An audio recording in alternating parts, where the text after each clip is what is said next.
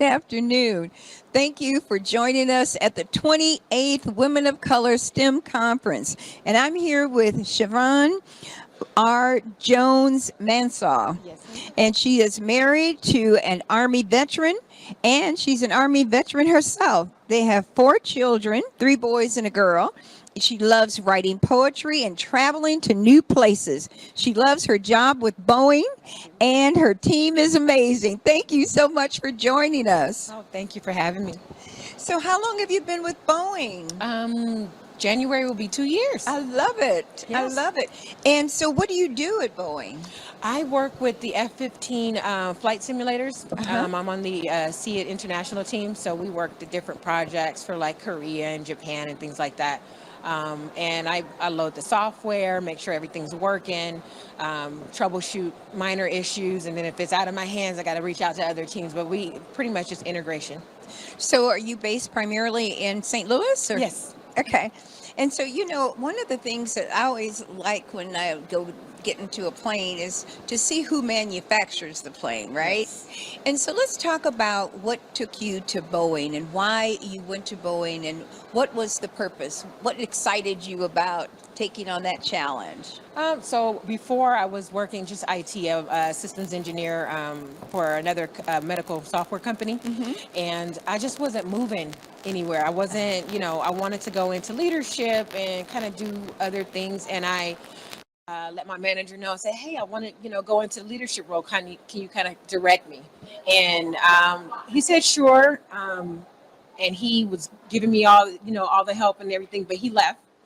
And then I found myself stuck with like the new management, and it was odd because in that company you had to have like your manager's approval in order to kind of move to another location, and I just wasn't getting any movement. And so after about 6 months of waiting, I said, you know what, I'm just gonna start applying outside. I've always looked at Boeing. It was one of those untouchable type companies, and so I was like, I'll apply. They probably won't call me back. But at least I tried. Right. And so when they called me back for the interview, I was like, oh my God. Yeah. I'll interview. They probably won't call me back. So it was kind of one of those things. So when they sent me the letter saying that they were interested in moving forward, I was like, man, guess what? So it was a very nice experience the whole way through. Oh, that's wonderful. So, what specifically are you working on? We're talking about airplanes, right? And so, what's your normal day like?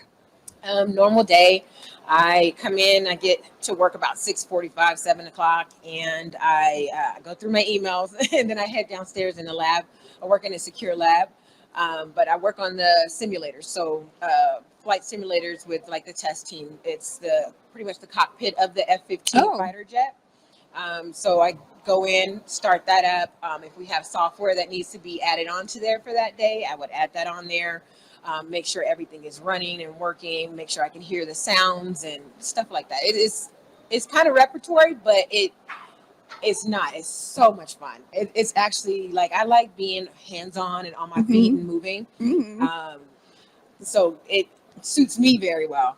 But it can get overwhelming, but I love it. I do. I think it's really funny because you're sitting here talking about a huge airplane that's probably 300 feet long or some ridiculous number, and you got propellers going, and people are taking the plane up in the air. And if it's not domestic, it's probably on some corporate runway. And so, how did you get to Boeing? What was it about Boeing that interested you? Um, So for me, seeing Boeing, I came from, like I said, from IT, but Right. before I used to work at the airport as well. Oh, So okay. always around the 737s and different things like that. And like I said, it just seemed like an unattainable thing. But even listening to some other women, describe and talk about how if you don't try, you'll never know. So that was my whole thing. I tried, and they were like, hey, well, come on in. I love it. How long have you been with the company now? 2 years. 2 years. And so, as you look at the footprint and their diversity inclusion Yes. program, What do you see in how they're developing their organization that would attract men and women of color? It's actually getting much better. I think even when I came in, I was kind of like, oh, for us to be in like the St. Louis area where I'm at, um, you would expect to see more diversity because it's a very diverse area that we're Yes. in, and not so much when I first got here, but I'm seeing it more and more. They're always promoting and saying, "Hey, you should try this or you should do that." That's the one thing I really like about the company is there's no walls. Oh, that's great. Everything is open door. If you want that, go ahead, try it. We have amazing management. Of course, there's always a couple. No, no question. Yeah, girl, goes without saying. That's understood. Right, but there's amazing management that wants you to succeed and are like, if you need me to hold your hand and guide you this way, Oh. they're That's there for you. wonderful. Yeah, awesome management. Give me three things that attracted you to that position before you were hired. I think the fact that you like the growth, and being able to, you can pretty much move around Boeing, and learn. I'm always open to learning new things. So growth, learning, and again, like the diversity portion of it. Right. But also, like for me, coming from IT into like the aerospace world, a lot of acronyms we use. Oh, yeah, right, and right. learning all of that stuff. So that would be the major things for me: growth, learning, and the diversity of the company. When you were in college, did you create a strategic plan? I did not. Tell you the truth. Right now I'm in college again for my master's. Oh, wonderful. But when I went to college, it was because everybody had their degree and I didn't. That was that was really, I was like, I'm feeling kind of left behind. And so I was like, I might as well go ahead and just go. And so I went back to school and got my degree, and then I was like, okay, this is nice. It's not, it's not bad. It's almost like stepping into a whole new world when you get your degree outside of not having it, even though you Right. have experience in things. Right. When they want that degree, they want the Oh, degree. period. And Yeah. and there's no ifs, ands, or buts about it. Right. So when you were a little girl looking at the world around you, did you see what you're seeing now? I did not. When I was younger, I wanted to be a doctor. Then I saw how much school they got to go to, and I changed real quick.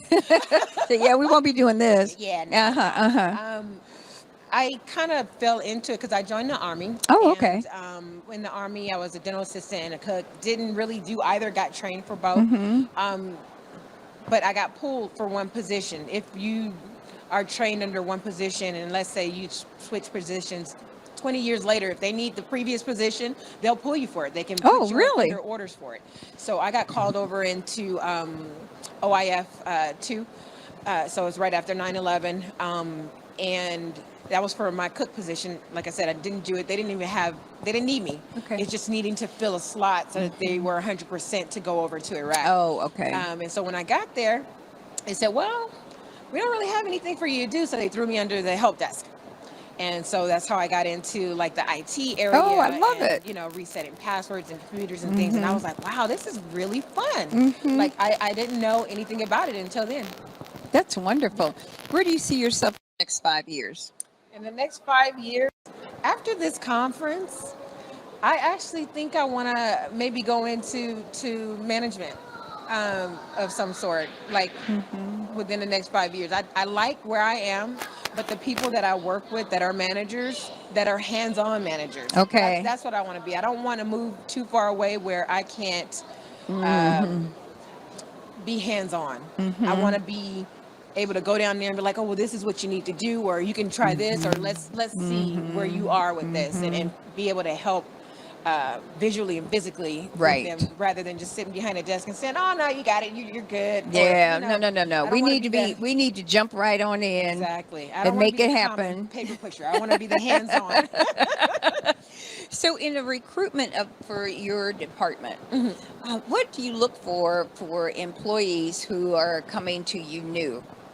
I think so. We have a program. It's called the Star. I don't remember all the Okay. steps of it, Okay. but there are specific like answers to questions and things that kind of hit the nail on the head for us. Mm-hmm. And I don't think it really matters, the color of your skin or how it's just answering those questions and whether you fit in with the team. Okay.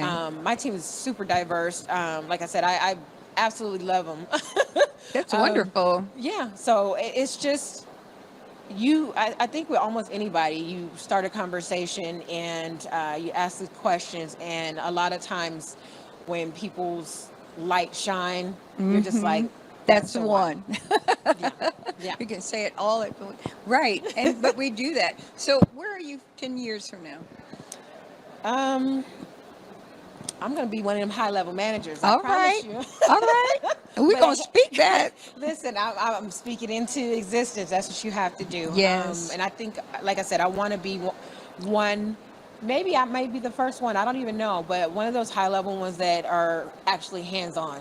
I think because at the level I am now, and not seeing that so much, like I said, we do have awesome management, but to see like one of our high level management down there, like with their hands on things, and Right. you're like, wow, Right. I can do that. I think people think that that's unattainable. But sometimes you got to see yourself there. And Exactly. you don't know what you don't know. If even if they're working on it, you don't know that Exactly. what you need to do to get to that point. Exactly. So I love the fact that you are hands-on and that you're observing what's going on. And I know and predict that you're going to be in that executive suite pretty soon. Okay. Yes. All right. Do you have any questions or something you want to share? No, I think just if going off of the last speakers that I went to yesterday, one of the things that they touched on was you can be brilliant and be vocal. Don't be brilliant and sit in the back. Because a lot of times, even though you want your brilliance to shine, and when people see that, they're attracted to that, and that'll help you in the years to come. So That's just exactly right. let your light shine without, And you do not have to turn off that light. not at all. Not at Don't all. dim it for anybody. At all. All right, Shavon Jones, thank you so much for joining us. I'll see you. We got a couple of more days left. I'll see you around, and then I'll see you in the Black Engineer in February. Yes. All I'll right. see you then. Thank you very Thank much. you. Okay, thank you.